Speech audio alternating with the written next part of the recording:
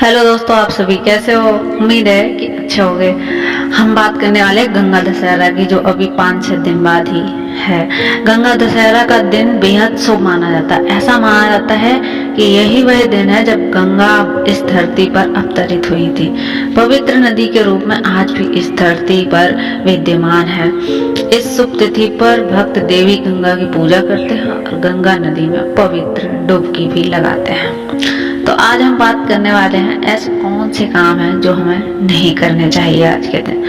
गंगा दशहरा हिंदुओं में प्रमुख त्योहारों में से एक है। एक दिन माँ गंगा की पूजा के लिए समर्पित है। इस तिथि का सनातन धर्म में बड़ा धार्मिक और आध्यात्मिक महत्व है। देवी गंगा साक्षात जल के रूप में पृथ्वी पर विद्यमान है।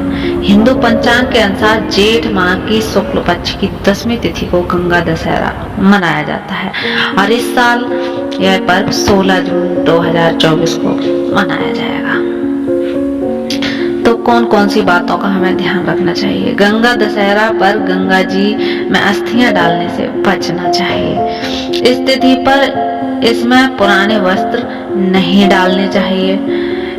इस दिन हवन व पूजन सामग्री गंगा जी में नहीं डालनी चाहिए। गंगा स्नान के समय पवित्रता का खास ख्याल रखना चाहिए।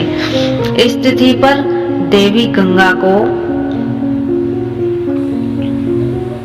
अतः हमें गंगा में दूषित चीजें प्रवाहित नहीं करनी चाहिए।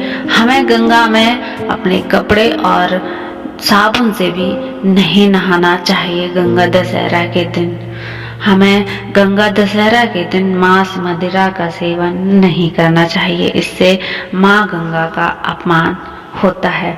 इस दिन हमें लड़ाई झगड़े बहस नहीं करना चाहिए और मन को शांत रखना ही अच्छा होता है।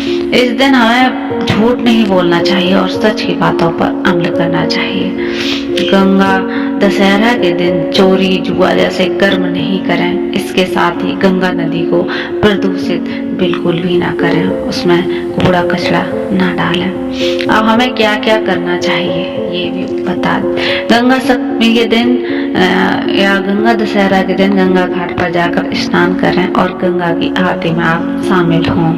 गंगा नदी में उद्गम स्थल गंगोत्री या गौमुख का दर्शन अवश्य करें। इससे लोगों के मन को शांति मिलती है। गंगा दशहरा के दिन व्रत रखना भी शुभ माना जाता है। आप अपनी इच्छा अनुसार व्रत रख सकते हैं। गंगा दशहरा के मौके पर आप गीता, रामायण या अन्य धार्मिक ग्रंथों को पाठ कर सकते हैं।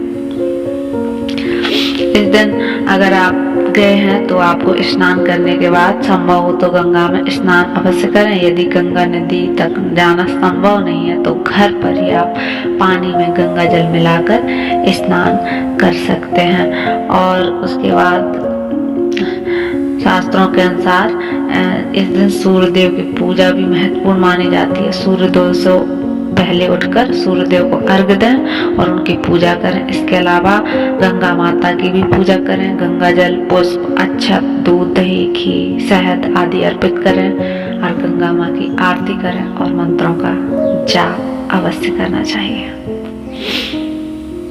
गंगा दशहरा को दिन स्नान करने से लोगों के सभी पाप धुल जाते हैं, आत्मा शुद्ध होती है। इस दिन किए गए धार्मिक कार्यों में से लोग मोक्ष को प्राप्त करते हैं। गंगा माता की पूजा और दान करने से ग्रह दोष से मुक्ति मिलती है और इस दिन किए गए दान पुण्य का फल कई गुना अधिक मिलता है। गंगा माता की पूजा करने से सौभाग्य और समृद्धि की प्राप्ति होती है। इससे हमेशा घर में सुख और शांति बनी रहती है।